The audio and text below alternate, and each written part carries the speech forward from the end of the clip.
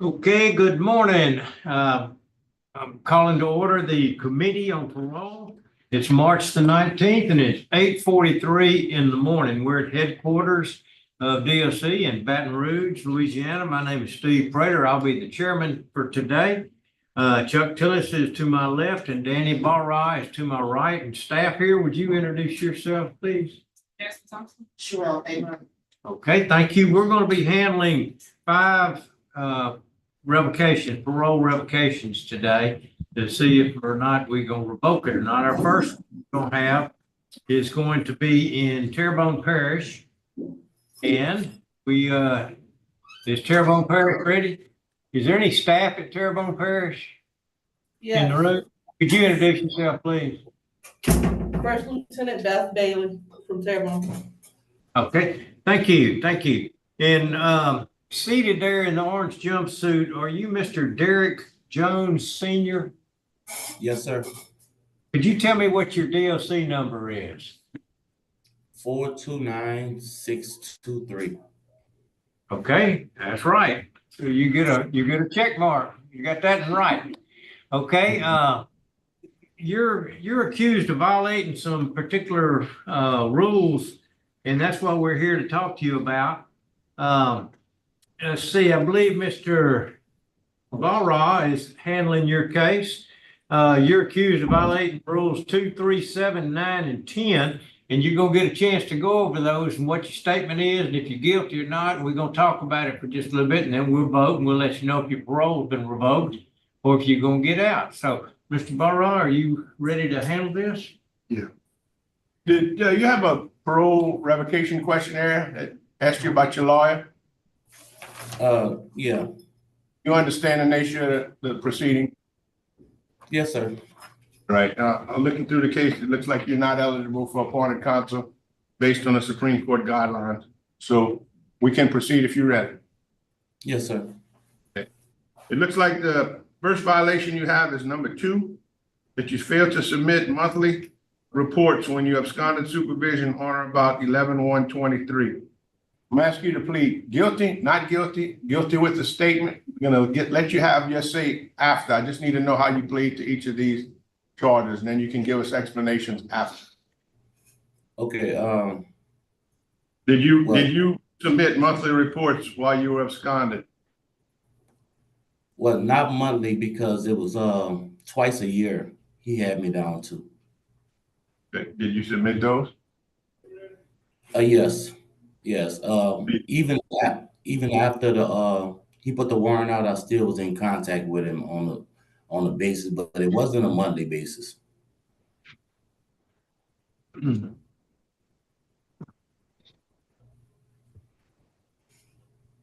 you plead not guilty now for that? Yeah.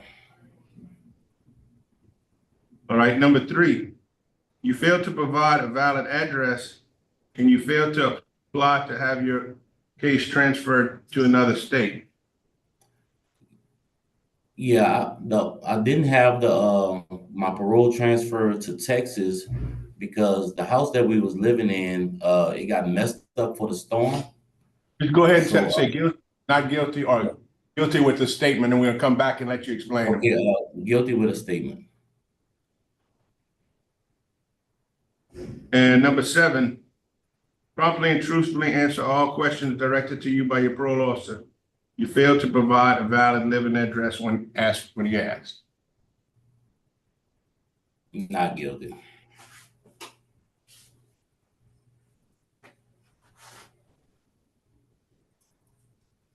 Number 9, that you agreed to visits at your residence or place of employment by your parole officer at any time, and also agreed to searches of your person, property, residence, or vehicle when reasonable suspicion exists, and that I or have engaged in criminal conduct. You failed to provide a valid living address for them to do that. Not guilty.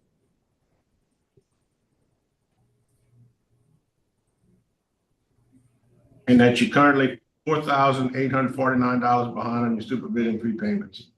Guilty.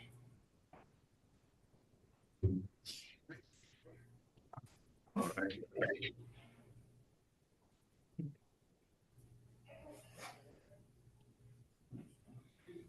Go ahead and tell us what is your reasoning, your statements for these violations? Why did you leave? Why did you not report as probation officer wanted you to? Why did he not know your address? Okay, when I first I took a job in with a company out of Texas. I drive over the road trucking. So I've been going from state to state for the last 4 years. And I never had a problem with talking to him. We was doing video chat the whole time that we was doing COVID. So after that, he told me that what it was, I think in 2023 that I needed to come see him. I had leased the a 18-wheeler so I could start my own business. But everything kind of went downhill from there because the company I leased the truck from, they couldn't provide the amount of loads that they said they was supposed to. It was supposed to be from $7,000 to $8,000 per week, but they was only coming up with $3,500 to $4,500 a week. So all it put with me having, I wasn't getting no check every week. Everything was going straight to the truck. So they kept telling me that things were gonna get better. So, a couple of months, it had picked up for a little while and, things started going good for a little while, but then everything started going back downhill because they couldn't provide the loads. So it put me with months not having a valid check, only $50 here, $75 here, maybe $200 here. And, I had, during the course of that time, I'm paying $1,800 a month plus another $1,400 for the truck, for the insurance on the truck. So I wasn't really making money off of the truck, but I had 3 years to pay for the truck. Like right now, I'm down to 1 year to pay for the truck to finish paying it off. So I just was having a bunch of problems with, trying to figure out if I should just let the truck go after I've been paying all this time on it, or continue to, try to pay it off. With the problem with me coming down, my girlfriend wrecks my car while I was over the road. So I didn't have transportation to get back and forth. And every time that I was able to manage to get a load down this way, it always ended up coming down here like toward the weekend or maybe late like Thursday or Friday. And I usually call my parole officer when I come down, just to see. But most of the time on the, like late Friday, he's not going to answer, or he'll get back in touch with me during the next week or whatever. But the whole time, even after he put the warrant out for me, I still was in contact with him on a regular, just to check in with him, just to let him know where I was. So in your opinion, you were in contact with him by telephone, but his version of it is he would have wanted you to come in and see him and talk to him because you had been hanging out of state for too long. That was what he was telling you? Yeah, You that was, out there too long. And you yeah, couldn't come back because you didn't have the money and you were tied up in the business up there. And yes.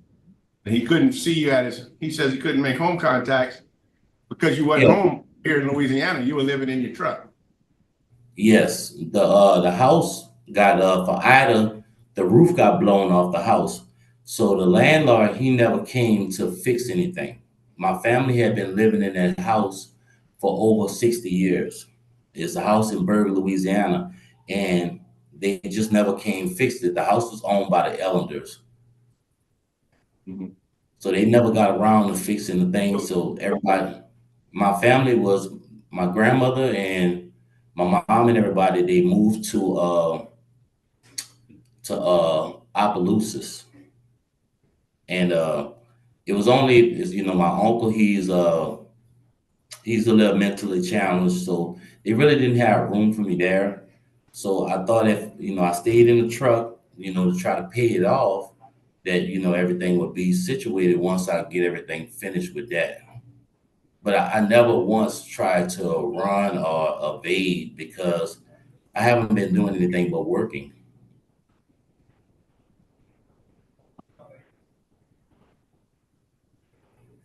So fine. The reality is you have to report what the parole officer tells you. Yeah, I understand that. That's the problem. That's why you're sitting right there. Yeah, I know. What would be different if we would vote to let you have another chance today and go try it again? What would be different this time? Can you guarantee me that you'd find a way back to, and where are you gonna live? Can't live in your truck on the road. Yeah, I know. I have an address in Karen Crow, Louisiana, that I can use, and I will go see. I will be able to go see the probation officer, the parole officer every month, because I'm not gonna go back over the road. Okay.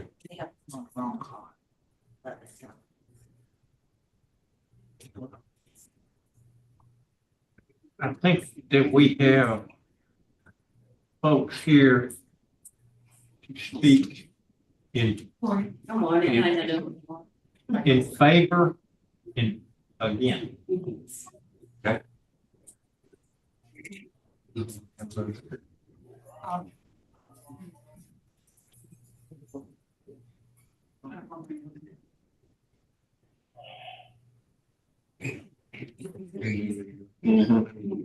Well, we'll go ahead and finish with you, and then we'll deal with this.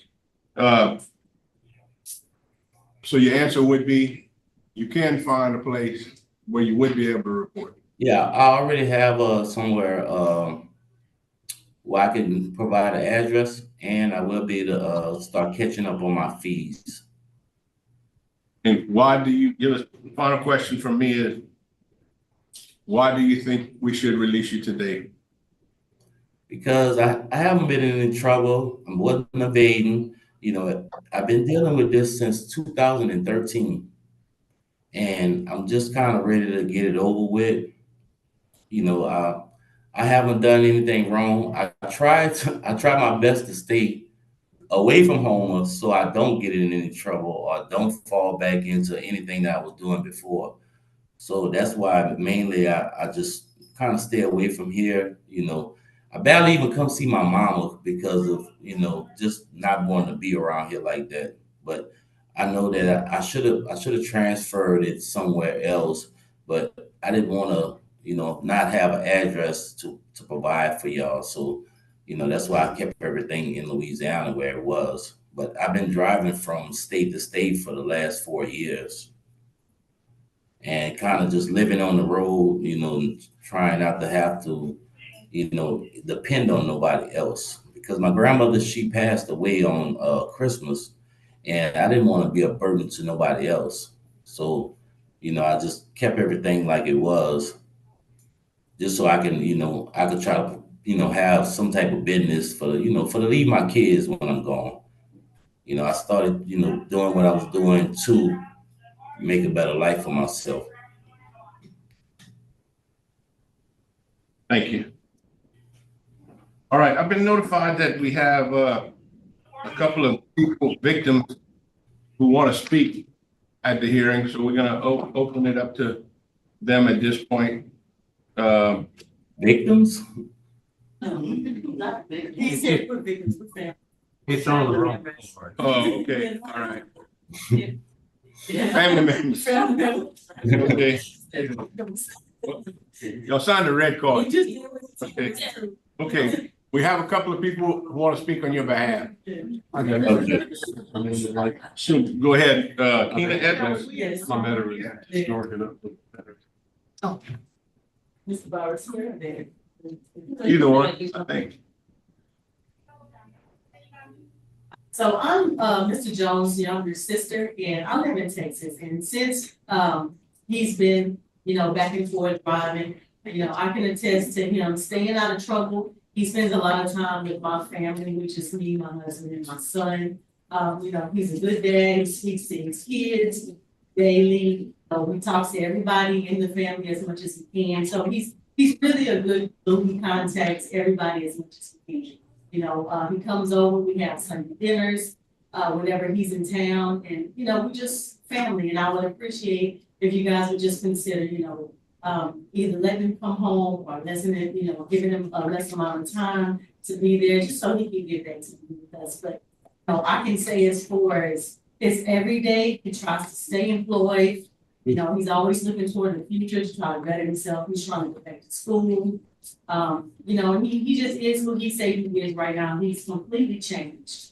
You know, and he's right about doing everything he can to stay out of Louisiana, to, you know, just not to get pulled back into anything, even by happenstance. You know, he was doing that so that he would get up here. You know, and I know that he should have been paying his fees, but I talked to his parole officer, and even he said that he kept in contact with him. He never lost contact with him, not once. So he was always available and able to be in contact. He just didn't go and visit him. So, I mean, that's what I'm asking. If you guys can just consider that he never ran, he was never unable to be found, and that he is, you know, staying on the right track. All right, Thank you. thank you for coming. Miss Sylvia, right? Oh, yes, sir. I see you got a Karen Crow address. Is Yes. planning on living with you? Yes, sir. Good morning. My name is Sylvia, and the address that Derrick and out is mine. I'm his girlfriend, and at certain points of time, I was there when he was working and when he was not working, mainly because of the job titles that he was getting. But I would love for him to get the favor of being that father that he wanted to be. But he can't because he's there, but my address is Karen Crow, Louisiana. And where I stay is like maybe a country town. The near Lafayette, Would you give us your full address for the record? 400 Livingston Road, lot 28, Karen Crow, Louisiana, 705. And how do you spell it? Oh, Lord. That's, I can't read your handwriting, but I definitely can't say the word. if it's any way possible, I can go to my phone, I'll have all the proof. But I can't spell Karen Crow. You can't spell it either? No, sir, because It's not me. It's Love for LOU. LOUVE. Oh, VEA. Yeah. All right, that's close enough for Okay. today. And me and my family we are relocating back to Louisiana as well. My husband is from Karen Crow. I'm from Lake Charles, so my husband's grandmother is about 15 minutes down the road. So we're gonna be there also, because I have a home in this house. So he'll still be around my family too. All right. Okay, go ahead, finish. Like I said, he can use my address to better himself, so he wouldn't have to go back to home, Louisiana, because I had to leave myself based on the hurricane, and I feel much better out there, and I'm pretty sure he would also too. All right, he said use your address and you said use your address. When you're talking about probation and parole, it's live at your address. Okay, well, Live at your address. Using it is what people do who don't live there. They just use the address and say they live in there and put a couple of clothes in the closet and the probation officer can never find them. Oh, no. So I just want to straighten out the terminology. If he's gonna live with you, he's gonna stay there. Yes, He's sir. not just gonna use your address, he's gonna live with you. I even asked his Okay. parole officer, Mr. Scott, and he also said, yes, he can use that address, Live at your address. Yes, sir. Okay, thank you. You're welcome. Does anybody else have any questions for anybody? I'm gonna look, do you have a truck now? Yeah, I have an 18-wheeler, but I don't know if they're gonna let me keep it because I'm a couple of months behind on the payments. I'm almost 3 months behind. So I'm kind of hoping I can get out there and maybe catch up with the payments, you know, so I don't lose the truck. I've been paying on the truck for 2 years, and I just didn't want to give it up after all the money I spent on it. Okay, well, I'm having a little bit of trouble here deciding because the parole officer went ahead and got a warrant for you back from May of 24, I think, because they hadn't heard from you in quite a while or something. And No, it wasn't that he haven't heard from me. I was constantly in contact with him. He just kept telling me I needed to come down there to see him. So that was the biggest thing. It was me coming see him. It wasn't, you know, because when I was in the truck, I still video chatted with him and I still called him to check in with him. That's correct. okay, Yeah, that's what Mrs. Scott Have you- also told me, and I was. let me, yes, ma'am. Okay, Have you ever been on parole before? For who? For who? Before? Yes, sir. Yes, yes, sir. Did you ever get revoked on that parole? I can't remember. It was back in, I think I was incarcerated from 2005 to 2007. I can't remember, honestly. Well, the reason I'm wondering, well, try to remember harder because I need to know. I mean, surely you can remember if you were out of jail on parole and they said you did violate it and did something wrong and they put you back in jail. Surely you can remember that. I think it had to be when I was right before I was getting off of parole, maybe in well, it couldn't have been 2007.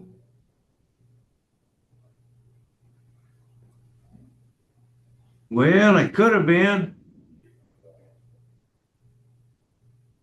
Could have been 2010. 2010? Oh, you're right.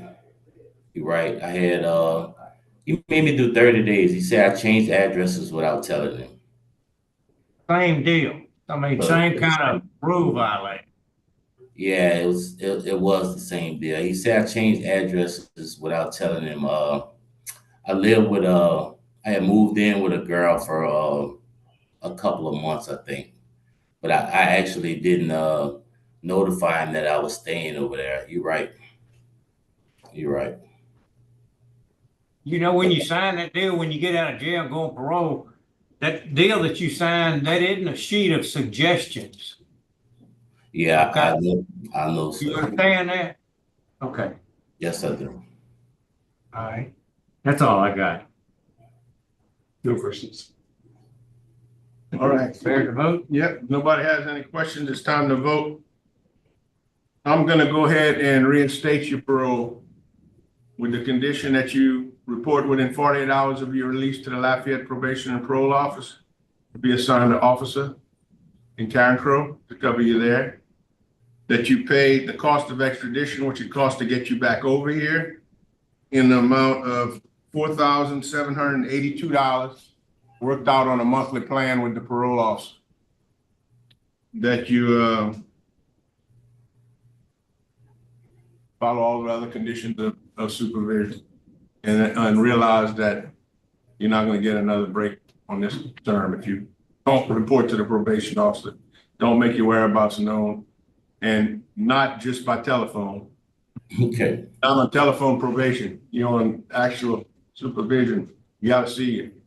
So good luck to you on that. I'm one vote. That's one vote. You need two votes. Okay? Mr. Tillis? I concur with Mr. Barra. Okay? You got two votes. My vote would be to revoke you. Okay? And I want you to know that because I want you to know how close you are to going back to jail for your full term because you're not paying attention to the rules you agreed to. Okay? We want you to be successful. And it does not take much to make it easy. These parole officers, they want you to succeed. And we're going to give you another chance. Your parole or you're going to be returned to parole. Okay? And you're going to be released from jail because you got two votes. But we're serious about that. Okay. Okay? All right. All right. For the record, your excuses were all fine and dandy, but they didn't. I find you guilty of all the violations, even with the excuses. They were good excuses, but they don't exonerate you from being guilty. You guilty with a good excuse. But You won't have. so You won't have more. that ain't gonna help you the next round.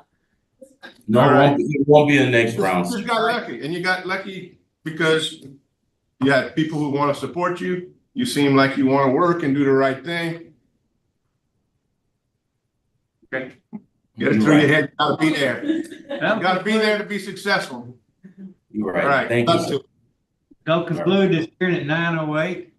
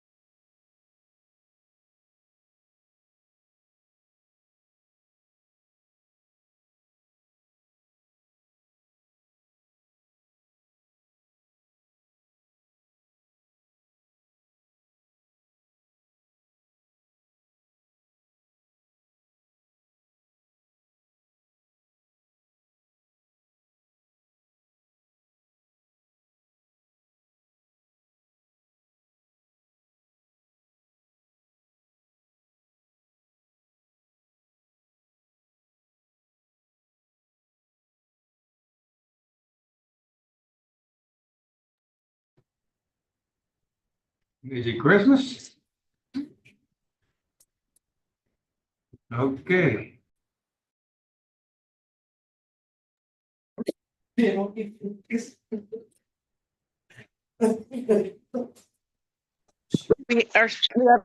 an Easter tree. We had Mardi Gras. Okay, the Mardi Gras tree. I just saw those Yeah. Christmas tree. That's good. Looks pretty. Thanks. Hang on one second. We're going in there with Mr. Preston. Yes, ma'am. We'd like George Preston. Yes, sir. We have him ready. Okay.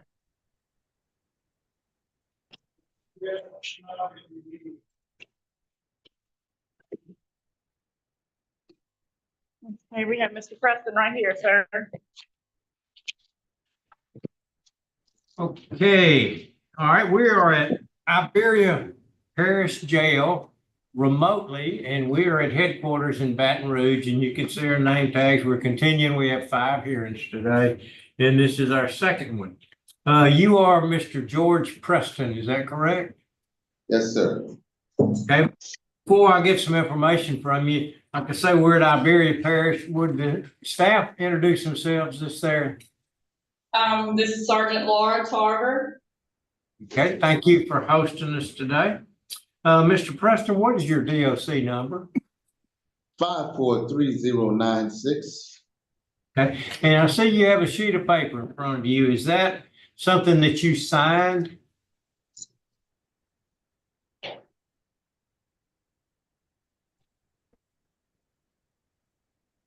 Yes, sir. Okay, And it talks about a lawyer and that you can get a lawyer if you want to pay for it, but that you're not entitled to this for the state to pay for you an attorney. Do you understand that? Yes, sir. And you don't want a lawyer for this hearing, correct? As far as you paying for one, Well, I can't afford one, sir. okay? All right, well, we're here to talk about you violating rules 2, 3, and 10. And these are the rules that you agreed to when you got on parole. You signed this sheet, said, I'll do number 2, 3, and 10, and I'll abide by those. And we're saying that you didn't abide by these. And so we're gonna go over those with you and let you say if you're guilty or not guilty, or if you're guilty or not guilty with a statement, and you'll have a chance to tell us a little bit more about that before we vote, okay? All right, let's start out number 2. Rule number 2, monthly reporting. Have you been reporting every month like you're supposed to? Yes, sir, I have. Me and my parole officer never had a problem with me reporting to him. I was incarcerated since I was a child at 16 years old, 17, just making 17. And when I was released from the Department of Corrections to Louisiana, discovered my family had been moved. My siblings passed away, a lot of people passed away. My last known address was in Kenner, Louisiana. And I paroled to to Jeanneret, Louisiana. Wasn't familiar with the area. The person that I paroled to was a friend, which the obligations went to a certain extent by me living there at the house. After 8 months, couldn't provide for myself. And I was actually given a certain deadline. I actually wrote a declaration to you. I don't know if y'all received it or not. After a certain while, I had no type of job. I talked to my parole officer a few times and told him I was still looking for a job. After doing 17 years, I was released from the Department of Corrections. They did not give me an opportunity to actually get a job to be able to mobilize my way, to find my way, to actually go report to my parole officer after 8 months of me being on the streets. It was like I was released from prison after doing 17 years to the streets. I had no one to fend for me. I had nothing. So I actually, after a while, I had a phone. And I had went through some type of complications where my Gmail kept getting hacked, spam mails. I explained that to my parole officer. Then on one occasion, I had someone threaten me. It was like somebody said they was going to kill me. So I contacted Jeanneret Police Department. I called. After I did that, I filed a report to make sure that no one will be hurt at the house, at the address I was residing. This was in the month of September and October. I kind of got scared, feared for my life. The last known address I went to at that time was in Kenner, Louisiana. I didn't have a phone. I waited till after I was able to get a phone and contacted my parole officer in December and told him about my current situation. That I was stranded in Kenner, Louisiana. I would try to get to him as best as I could. I had my family was in Houston. It was like me going back to the streets as a child again, sir. So when a freeze was coming, that came. I was told that, if I need a safe place to go, because I didn't have nowhere to go once I left the assigned address that I was assigned to on my certificate. I was stranded when the governor declared a state of emergency on January 18th. My family called for me to go out there to get some shelter because, I had nowhere to go. So it was either me stay in the situation and freeze to death. I know I had experience with Hurricane Katrina. It was a long route. It was a long road. After the freeze was over with, a day after, that's when I was arrested. It wasn't before, it was after the freeze. I mean, it was hard. When I left out of the Department of Corrections, I didn't have no type opportunities, no rehabilitations, no job skills, no opportunity to actually get a job, to actually be a loafer, actually mobilize my way to get my own phone. After my phone was hacked, I called the police, made a police report. I got scared, the phone was disconnected. I had nobody to help me. I actually had absolutely nothing, sir. Nothing. I couldn't provide for myself at the address I was staying. It was not my family members. It was an actual friend. Okay. All right. We pretty much got that and beat down and chased into a hole. What about rule number 3, where you failed to live at the address that was stated on your? That's what I had just elucidated. The last time, or when I first come out of prison, me and I want you to listen to me. Okay. I want you to try to make it as succinct. You know what that word is? Succinct and short and concise. Try to, Yes. don't ramble. Tell us why you didn't live at the address you said you lived at. I received threats through a Gmail, asserting that someone was going to kill me at that address. I contacted myself. I contacted General Police Department and filed a report. Okay. I feared for my life at the time, and I was told that if I want to leave until after the holidays and come back, I can do that. I felt that my life was in danger. After that, my phone was disconnected, sir, and I had no type of way to contact my parole officer after that. All right. And then number 10, you owe some money to the Department of Corrections because you're supposed to pay monthly fees. Are you guilty of that or not? I'm absolutely guilty of that based off the circumstances that I had no job. Can I say something real quick? Before I released from the Department of Corrections, sir, I actually on my own wrote a letter to the warden to try to get in a work release so I can be prepared when I got on the streets. That wasn't given to me, sir. It wasn't given to me. Okay, Mr. Preston.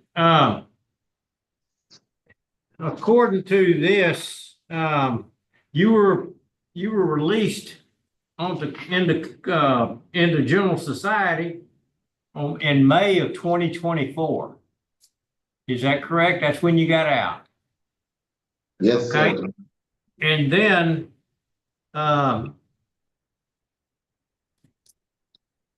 by August of 2024, just 3 months later, they had lost contact with you. Yes, sir. Is that accurate? I think it was September. That was the last time my parole officer came to see me at the residing address. But I think that was the last time I seen him at his office because my parole, we was trying to get it transferred to Houston, Texas. And he informed me that Houston, Texas was playing games. That was the last visit was in September when he told me, he said that, but if I want to reinstate to try to get an interstate compact travel plan, we could do that again. And that's Right. what happened. I think Texas denied it. They didn't want you to come over there. I think that's when you say Texas were playing games. I think that's what the deal was according to the report. Okay, so do you realize it's not everybody else's problem to find you a job and to give you skills? It's the person that's there to help you is your parole officer. And you refused to contact him, and you weren't at the address, and I read your letter. I thought it was kind of interesting. You said you didn't live there anymore because you left, because you were scared because a sex offender had moved into the neighborhood. And then the next excuse you gave was because bad weather was coming. Can I speak on that for a second? Well, I was referring to the address I paroled to. a sex offender lived at the address that they paroled me to. When I contacted General Police Department concerning a email that threatened me, that person had got worried, and it was like, Okay, all right. I think, went, okay, I've chased all the rabbits I need to. I'd like to ask you a question. If you're released, have you made any plans now and what do you plan to do? I'm really looking for some type of help, sir. I just need help. I need a job. That's it. 17 years, sir. I lost my whole family. Okay, I don't have nobody. Like my family stay in Texas. This was the concern at the address where I was at, because they have no bus routes. It's not like I'm in a city. I'm in General, Louisiana. I can't do nothing on my own. There's nothing on my own I can do. After 17 years, I just need help. I need some type of program, sir. That's it. No. I got one. Why did the Harris County Sheriff's Office arrest you? What was your contact? Why did they arrest you in Texas? I guess just pulled me over. It was right after the freeze, sir. It was right after the freeze, and they just pulled me over, asked me my name, and ran it in. That's it. I ain't catching no new charges or anything like that. They didn't say you were speeding or anything? They just pulled you over and said, hey, what's your name? Yeah. Yes, sir. You in a high crime area or something? That don't sound too right. It was apartment complex. I mean, you can see the record. I don't have any charges. It was apartment complex, sir. And I guess, they have a lot of people around that area, and I was stopped and asked my name, ran it in, And they didn't tell you why they stopped you? no, sir. All right. No, sir. One question. Okay, being there's no other questions, it's time for us to vote. Since I handled the case, mine was the first vote.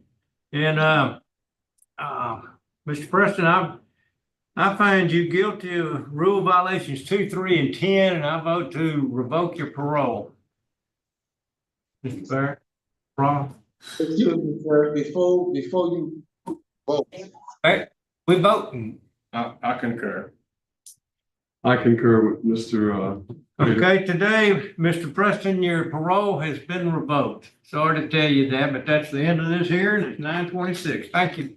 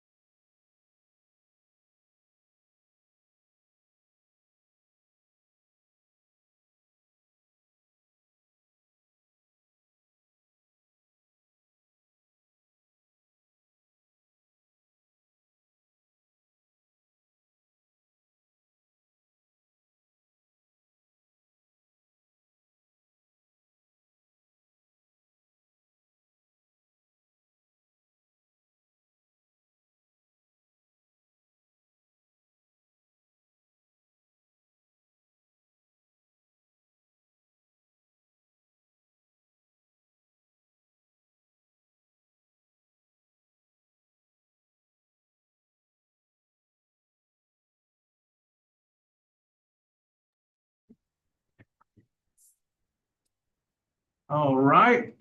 We're going to reconvene as the Committee on Parole. We're going from headquarters where we're located. We're going to be remote to St. Helena Parish Jail. And that's where we are. Is there anybody in the room that is on the staff of the St. Helena Parish Sheriff's Office? Good morning, Deputy Elsie, Warden's Office Secretary. Okay, thank you for hosting us this morning. And Mr. Say your name for me. Jabari Harold, Jabari Harold. Okay, what's your DOC number, Mr. Harold? 565-504. Okay, and do you have a piece of paper in front of you that's got your name on it where you sign? Yes, sir. Okay, and it says that we're not gonna give you a lawyer, but you can hire a lawyer. Did you want to hire a lawyer? Well, I had a fax paper right here to where my family members, I faxed off all my information to a lawyer to hire. My family member had got the income taxes back, and Mr. Al Bizzleback, he wanted to represent me for $500, but I denied not to do it because I felt like it's you guys' decision to make, and that's $500 I could pay toward my parole fees that I was behind on. So I didn't want to hire one. That's a smart thing to say. Not to hire a lawyer, that's your call, but to say that you need to pay your fees is a good thing. Yes, sir. Okay, well, you're accused of violating certain rules that were on the sheet when you got on parole. And so that's what we're going to be talking about today is the rules that you violated. We're going to give you a chance to say if you're guilty or not and that sort of thing. And Mr. Barra, to my right, is handling your case. And he's going to go over these things with you and give you a chance to talk, but we want to hear your side too. Yes, sir. And I just wanted to make sure everything's straight on your paper and all that. So I'm going to turn it over to this Barra to ask you some questions. Yes, sir. All right, I'm gonna go over the violation, and I'm just gonna ask you to, at this point, to you guilty, not guilty, or guilty with a statement, meaning you plead guilty, but you want to make a statement. Yes, sir. All right, so first violation you have is number 4. It's you were arrested on April 23rd, 2024 by the Livingston Sheriff's Department for allegedly being in possession of Schedule 2 drugs. You were booked into Livingston Parish Jail for the offense the same day. This charge was later dismissed. How do you plead to that? Not guilty.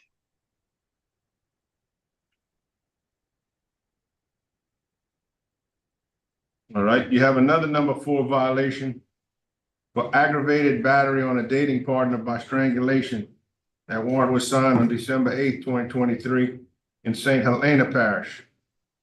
How do you plead to that one? Not guilty. All right. And number 10, that you never made any payments toward your supervision fees and you 15 payments behind, $945. Guilty. All right. So you pled not guilty to the 2 violations, but why don't you tell me about those violations? The one in Livingston Parish with the drugs, make a short summary. What happened there and what's your side of that story? My side of this story was that I was in love with someone who, when I came home, she was using, and I was doing my best to keep her from doing it. It was 4 people, it was 4 of us, 4 people in the car, me and 3 of her friends, and we got pulled over. We was going to Borderline drugstore to pick up her prescription. She didn't have her ID and I had mine, and she wanted me to help sign for to get hers, but I told her I wouldn't do that. And on our way coming back, one of her friends wound up using the ID to get it, but on our way coming back, we got stopped and they found crack in the car. And they didn't get it off me, they didn't get it off my side of the car. They found it on one of her friends' side of the car. And all 3 of them was saying, oh, we can't get sick. We can't get sick because they use drugs. I don't use no drugs. And they when the officer got there, from my understanding, all of us was supposed to go to jail if you found it in the car. But all 3 of them signed statements saying it was mine. That's why I had allegedly possession. And that's That's all I had to say about that. But they wound up dismissing it. Like I said, I didn't know it had drugs in her car. All right, what about the one involving the strangulation? With that right there, I understand that you guys, everybody that you guys run the encounter probably say they innocent, they innocent, they innocent. But with this situation, I'm not finna waste y'all time with this. I have not done this what I've been accused of, and it's so many different things wrong with this case. Like I got a signed affidavit here. Not only don't I have a signed affidavit, soon as this charge occurred, her own father called me and told me that she had put charges on me. And dealing with her, it was just the fact that I met her, we had sex, she got in her feelings and started liking on me. I went back to my baby mama and she told me I'll lose everything I had. She knew I was on parole. Her daddy say she hit herself with a door to stage this. And in this statement right here, it says everything that she did. And if you allow me to read it out loud, it says Have that a copy, have a copy.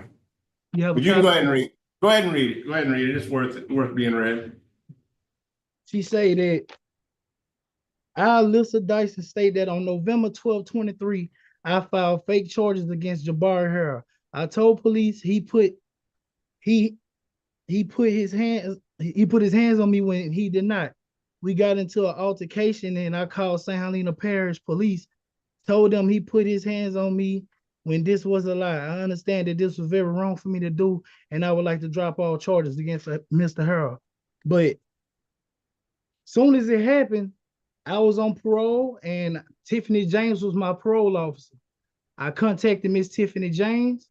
I say, hey, Miss Tiffany James, I ran into a situation to where a girl that I was sleeping with, because we wasn't dating.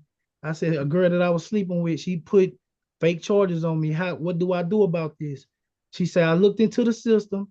I don't see nothing right now. I say, well, it occurred in St. Helena. She said, well, I don't see nothing out there. So you good. So at the time, they had a different sheriff out here, Sheriff Ned Williams. I even contacted him. I mean, if I've done something, I'm not finna go looking for all this. I contacted him because I mean, you got my criminal history. I did a 5-year sentence. I done a 10-year sentence. I always take accountability for what I do. And the last 10-year sentence that I done, it broke me. I done 3 years off of that 10-year sentence, and I stayed away from all trouble. I have a 4-year-old daughter out there. My mom on a breathing machine. They need me out there. This is the hardest 11 months that I've done since I was innocent. I've been sitting in jail 11 months on a charge that I did not commit. And back to what I was saying, I came and contacted Mr. Ned Williams, the sheriff right here. That's why I got this ugly copy of the paper. I gave him my affidavit. From my understanding, he was supposed to arrest me, but he even told me, I'm not going to arrest you because I feel like you didn't do this. I know her, I know her family. So I went to the clerk of court office in Amy. I'm just looking for answers. And I ran into this lawyer named Mr. Barry Williams. I told him what was going on in my situation, and he wound up getting a copy of the affidavit. He called out here and he was like, well, if she lied on him, ain't y'all gonna go pick up and lock her up? I don't know if he know her family or what, but they didn't do that. So that's why this way from 2023. I didn't go on a run. I didn't run from this. They told me don't worry about it. I mean, what would I do? So that's how that happened. But when I got stopped in Livingston, all this popped up. All right. I don't have any more questions for him. How long have you been incarcerated? 11 months, sir. 11 months. What do you plan to do if you're released? I plan to pay my parole, be in my daughter's life, and be there for my mom who's on the breathing machine. I have no dealings with wanting to be around this woman, nothing to do with her. I just want to be a better father and give me another good job. I lost everything dealing with this. I had a car. I still have my house. So like I say, and the only reason I never made no payments on my parole, because I had just came home December 7 of 2022, and man, it was hard. I had to pay people for a ride everywhere I go. I had to crawl before I walk. It's hard out there and I have no help. I had to do it on my own. So it was like, it ain't like I didn't want to make no payments, but my auntie and them got a little money put up for me. They just got their taxes. And I plan on, when I report, pay some of my fees up, give me another job and take care of my daughter and my mother and stay away from. Do you have any outlooks on a job? Yeah, yes, sir. Yes, sir. Yes, sir. Where I got forklift certification, warehouse working, and I also do contracting work with this guy named Britt Barber. That was another craft I had just started picking up. So Okay. I have work. All right, thank you. Okay, Mr. Harold, I'm concerned about hanging around. I mean, you on parole. You seem like you got it together pretty good, except you're making bad decisions, hanging around people, and you can't tell me that when you get in the car, you know if somebody's gonna be doing the kind of person do crack cocaine or not. Okay, Yes, sir. you don't need to be hanging around those kind of people, but you got in the car and they're there, and I know that y'all wasn't headed to Sunday school. Okay, and we know that we're not stupid.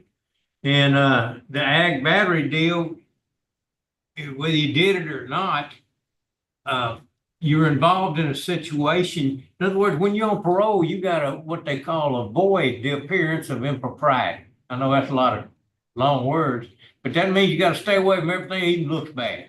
Yes, sir. And so that's what you got to do. But I appreciate and the fact that you went to the sheriff and you went to everybody and immediately told them and tried to make all this right. That goes a long way. So I think we're ready to vote. Ms. Barra? All right, I got the first vote.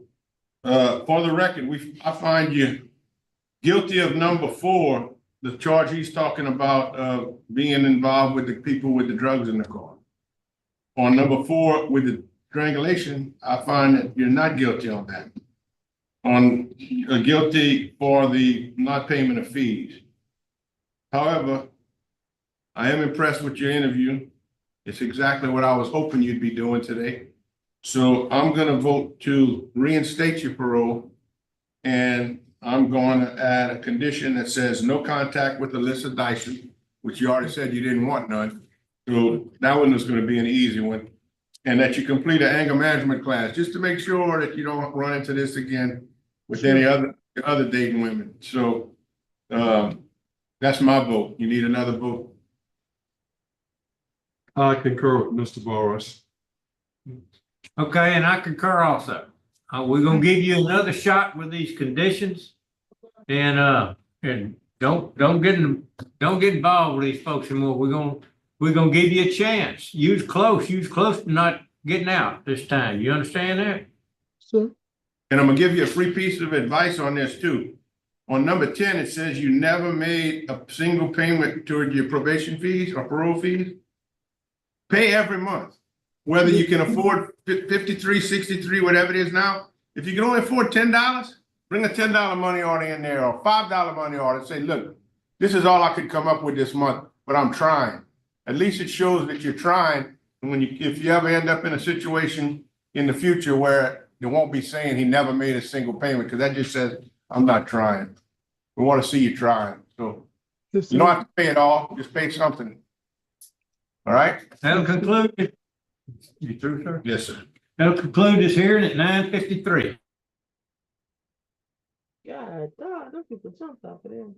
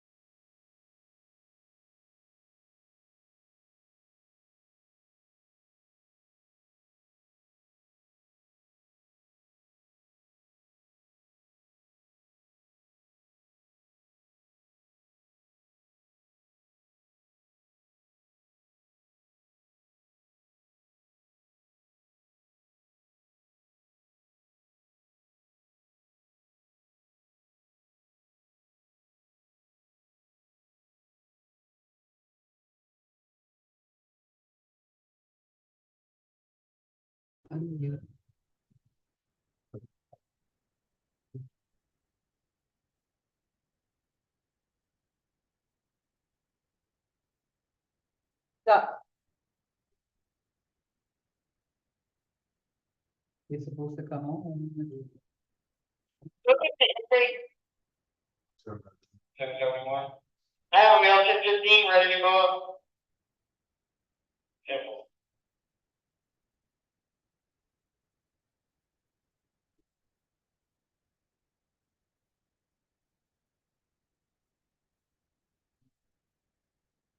Come see, Zerain. Oh, they coming up. That's all right. They coming up. Okay. Come on.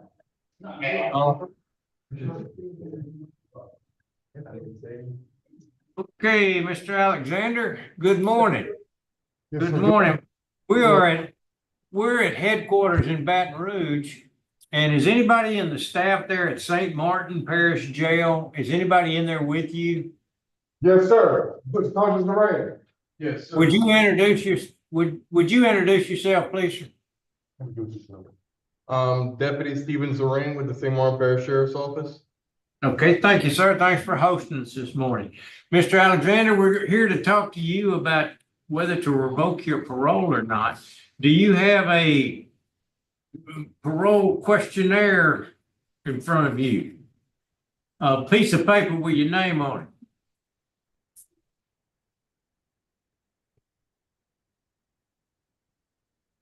Yes, you signed, correct. And you signed that, correct? Understanding everything about it? Yes, sir. Yes, sir. Did you say yes, sir? Okay, just wanted to make sure. What is your DOC number? 344371. Okay, all right, well, good. Mr. Alexander, we're here to talk to you for a few minutes and get your side of the story of why you're in jail, about the revocation hearing that we're on today. You're being held because of possible violations of 3, 4, 5, 6, 9, and 10 on this sheet that you signed, that you agreed to these rules, but we're gonna get into some detail on them in just a minute. Mr. Tillis, to my left, is in charge of this, in charge of your case. He's kind of the one that's familiar with it the most, although we've all read it. And Mr. Tillis, I'll go ahead and let you start your interview. Good morning, Mr. Alexander. Morning, Mr. Tillis. I'm going to read some violations that were broken, and you can plead guilty, not guilty, or guilty with a statement. And as I read them, after you plead, we're not going to discuss them, but after we go through all of them, then we'll come back and let you discuss them. You understand? Okay, on Rule 3, I will live at the address on this certification. If I must move on the address, I will get permission from my parole officer before doing so. In addition, I will not leave the state of Louisiana without written permission from my parole officer. Are you guilty, not guilty, or guilty with a statement on that charge? Not guilty. Not guilty. Rule number, I'm sorry, multiple contacts were attempted to make contact with you on your reported address. However, all were unsuccessful. As a result, a warrant was issued on 9/3/2024, and you pled not guilty. Rule number 4, you failed to refrain from criminal activities on or about 7/14/2024 when committing simple burglary. Subsequently, you were arrested on 11/9/2024 by the Broke Bridge Police Department on 2/10/2025. A writ of habeas corpus was granted due to the bill of information not being filed on 2/11/2025. The 16th JDC District Attorney's Office declined prosecution on the above charges. How do you plead on this? Guilty, not guilty, or guilty with a statement? Repeat that again, sir? How do you plead guilty, not guilty, or guilty with the statement? How do you plead with that statement about what they just said with you being arrested? Guilty. Okay. Rule number 4, again, you failed to refrain from criminal activities on or about 9/28/2024 when committing aggravated flight from an officer, illegal carrying of a weapon, and no headlights on a motor vehicle. Subsequently, you were arrested on 11/12/2024 by Breaux Bridge Police Department on 2/6/25. A bill of information was filed charging the parolee with flight from an officer and operating a vehicle with improper headlights. Both of these offenses are misdemeanors. How do you plead on that? Guilty or not guilty? Guilty.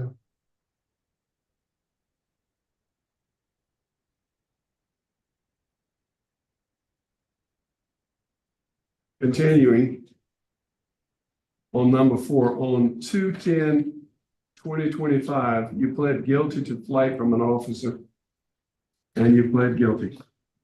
In reference to the illegal carrying of a weapon, the DA Attorney's Office has not billed or dismissed the charges as of 2/17/25. Rule number 5, it has been alleged you were in possession of a firearm on 9/28/2024 before fleeing on foot when trying to be apprehended by law enforcement. As a result, a warrant was issued for your illegal carrying of a weapon on 9/20/29/2024. How do you plead on that charge? Not guilty. Number 6, you failed to provide proof of employment during the course of supervision. How do you plead on that? Guilty. Rule number 9, I agree to visits at my residence or place of employment by my parole officer at any time. I also agree to searches of my personal property, resident, and or vehicle when reasonable suspicion exists that I am or being engaged in criminal activities. Multiple contacts were attempted to make a contact with you at the reported address. However, all were unsuccessful. As a result, a warrant was issued on 9/3/2024. How do you plead on that charge? Not guilty. Not guilty. Number 10, you failed to make payments toward your supervisor's fee, resulting in an arrearment of $693. How do you plead on that? Guilty. Guilty? Okay. Mr. Alexander, you pled not guilty on rule number 3 with your address. Will you want to say anything on that? On my address? Yes.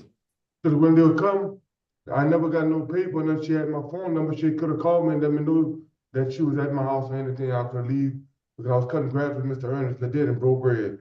And she could have called me and I could have leave the job and gone at my house and she would have called me, but she never called my phone. Because she had a contact number for me. Were you living at the address that was certified where she could find you or locate you? Yes, sir. 725 Boston Street, Breaux Bridge, Louisiana. That's why I was apprehended at when the police picked me up to come bring me to jail. Okay. And number 4, you pled guilty. Number 4A, you pled guilty. B, you pled guilty. And number 5, you pled not guilty. And that was was alleged you had possession of a firearm. Was that true? I plead not guilty. I never had a firearm, Your Honor. Yes, sir. I never had a firearm, sir. What weapon did you? Did you have any kind of weapon? No, sir. I can't carry a weapon. It wasn't a weapon I had in my hand. Well, tell me what was it that you had in your hand? What I had in my hand, that was my car keys. I grabbed my car keys and I sold out the car and I broke out running. I never had no weapon in my hand.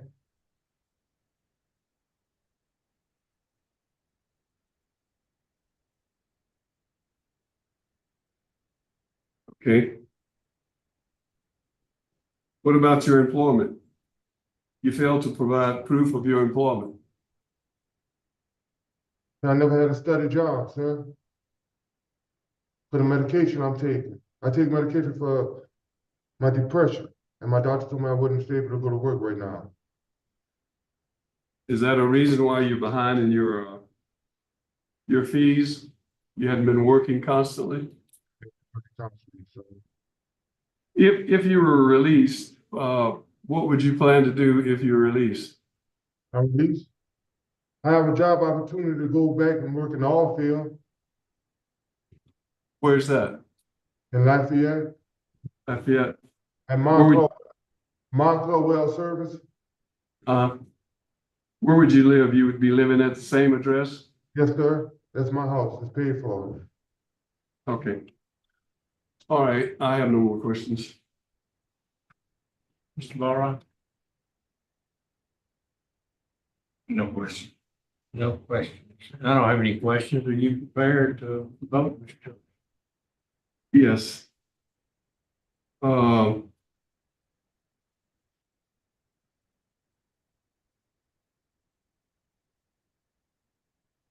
know, all of the rule violations you've broken, what kind of guarantee you would give me, or you could, and let me go back to one of the questions. Why did you run from the police?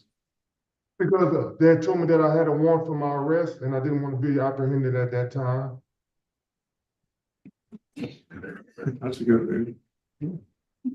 Sounds. That's the only reason why I ran, you, sir. That's the only reason why. I ain't gonna lie to you. That's the only reason why I ran. I just didn't want to be apprehended at that time. Okay, my vote is gonna be to revoke your application. Okay, thank you, sir.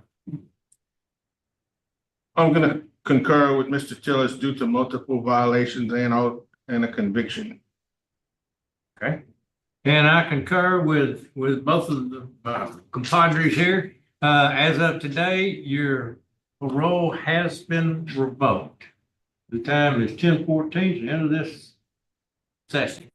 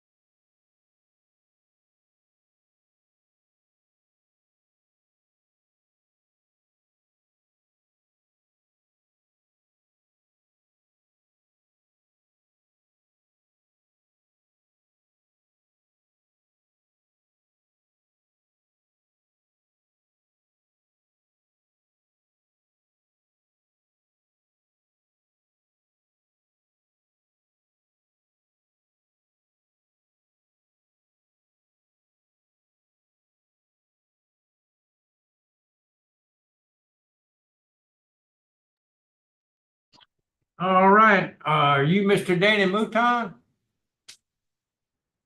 Are you Mr. Mouton? You're on mute. Is anybody in there on staff?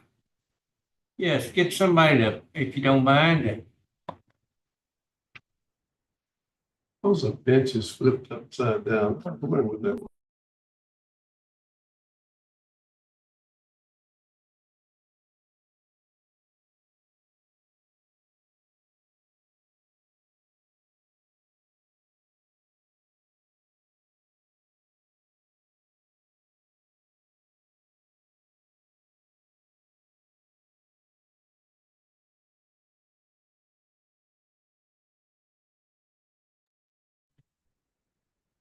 Unmute.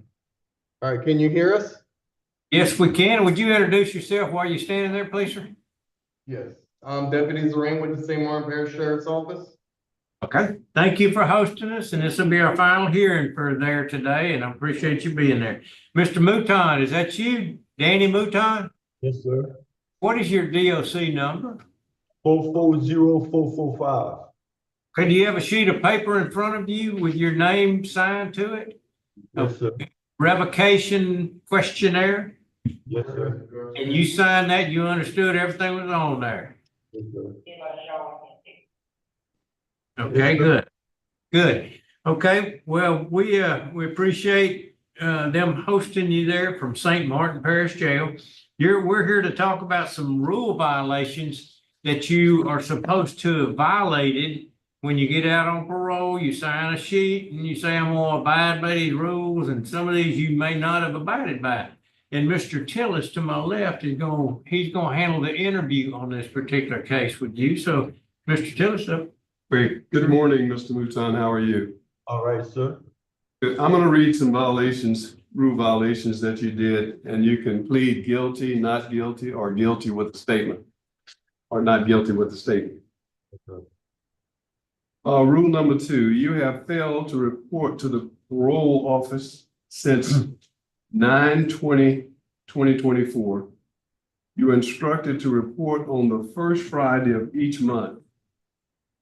Months you have failed to report as instructed in the month of October, November, December 2024, and January and February 2025.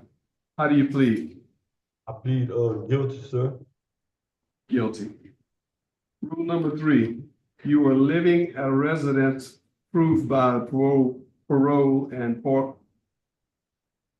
probations and parole. You were absconded, your whereabouts were unknown. How do you plead? Did you understand what I read? Yes, sir. The address where I stayed, that's the address I was born and raised. My parole officer, when she come there, I don't never be there. So I'm gonna plead guilty to that. But that's why I stay, and it's just, I was trying to help a whole lot of people and trying to take care of a whole lot of responsibilities that I got. I made a lot of kids in all kind of places, and I be trying to work and trying to take care of my stuff, take care of all my responsibilities.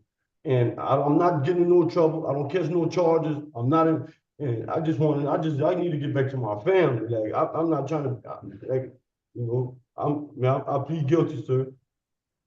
Okay. Rule number 6, you fail to maintain or provide proof of employment. How do you plead? I plead guilty. I was working at Arby's when I first got out. My boss man,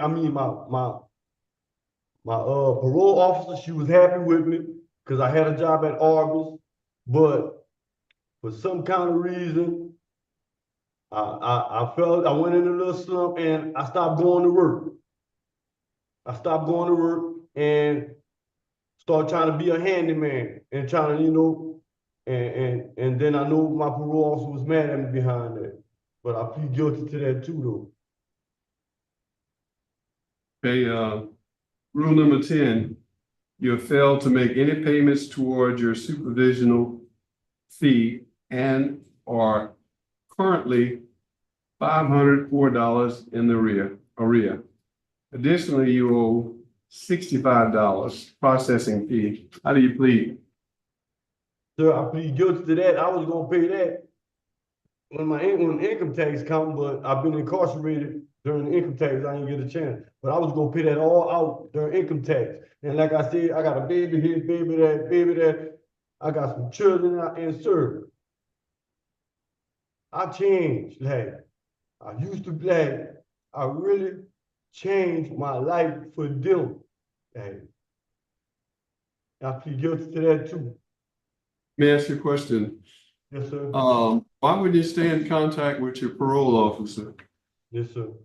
I mean, why would you talk to your parole officer and let them know what was going on with you? My parole officer, she good.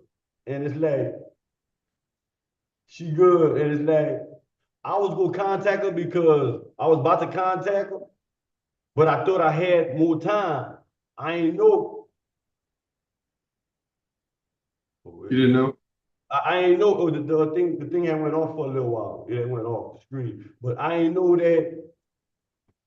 that my time had ran short with her. I ain't know. I thought by me trying to be a handyman, I got a new job with this man. We doing all kind of stuff. He teaching me new things, you know, and I'm trying to like get things right to go, not only make myself proud and my family, but really trying to like go to her and like, look, ma'am, because she, you know, but I didn't get a chance because I wouldn't be the, I started falling asleep in weird places, you know, and end up in it, you know. Okay.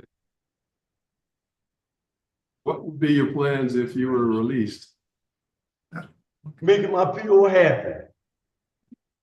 What would be your plans to stay in touch with your parole officer? She know that she know that I'm gonna do the right thing because she been coming see me and we've been talking, and she might not have all the faith in me like that, but I really need her. I told her that I really need her. I don't want no other PO. I want her because she handled me right, you know. And I just Okay. So all of the charges, you pled guilty to all of them. I have no more questions. Maybe some of my colleagues have some questions. Mr. Barra, sure. have any questions?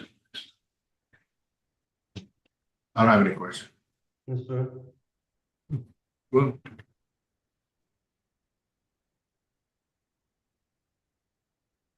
You said you had a bunch of kids that you've been trying to take care of. I have no choice. You know, you make them, you got to take care of them. You have to take care of them. No matter what situation you're in, you got to take care because I don't want them to give me a bad jacket. I don't want my children to be like, just because you was this, you didn't do this, you didn't do that. No, I'm gonna make a way for them because I'm good. Like, that's what keep me from getting in trouble. Like, that's what keep me. I've been in prison my whole life, man. Like, my whole life. I finally learned how to like do different things, man. Do different things, like than trying to sell drugs and trying to steal, trying to, you know, break it, you know. How long have you been incarcerated? How long I've been in here now? Yeah. I've been here like about 45 days. How long were you incarcerated before the 45 days? 22 months, 11 and a half years, 3.5 years, my whole juvenile life. I did 11 and a half years. I did 2 years. I did, the last one was 22 months on this stuff right here. You know, I want to help you, but you gotta abide by the rules that are set. Yes, sir. I mean, I'm hearing you say that your parole officer wants to help you, but it seems like you're not helping her. I'm gonna help. Like, she the best. Like, which would you rather be, on parole or back in jail? On parole, sir. So you're gonna do the right thing.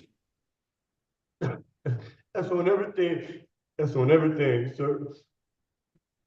Okay, I have no more questions. How many times have you been on parole and then you've been rearrested for not reporting? Oh, never did. This the first time, sir. Well, you're Unless, I don't know, unless a long time, I don't know, sir. well, in 2004, Oh, you were on parole oh, and you yeah, got arrested for absconding. And then in 18, you got rearrested for absconding. yes, sir. Oh, I thought you were talking about on these cases. I'm sorry, sir. I'm sorry.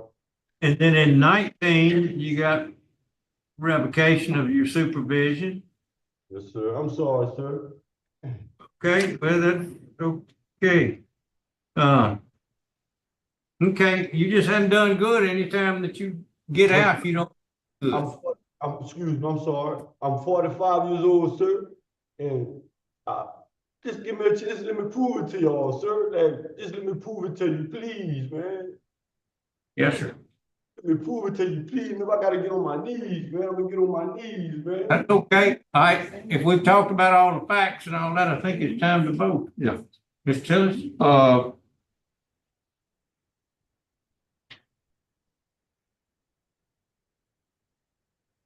I'm gonna give you another shot. Wait a minute, wait. Mr. Mouton. All three of us have to vote. Oh, All three of us vote, and it takes 2 votes. my bad, sir. My bad. I'm sorry. Okay. All right. My vote's gonna be to do not revoke, and I would hope that you would comply with your parole officer and stay in constant contact. So I only have 1 vote. So my vote's do not revoke. Yes, sir. All right. Mr. Mouton, you have violated all the conditions of your probation and you've been pled guilty and found guilty on all of them. I don't see any evidence that you've changed. You didn't report to your parole officer in February of this year. For those reasons, I'm forced to vote to revoke your parole due to the continued violations. Okay. Mr. Mouton, you got 1 vote and 1 vote. So my vote also is to revoke your parole because of rules number 2, 3, 4, 6, and 10 violations, all of which you pled guilty to. So your parole today has been revoked. That'll conclude this hearing at 10:36 a.m.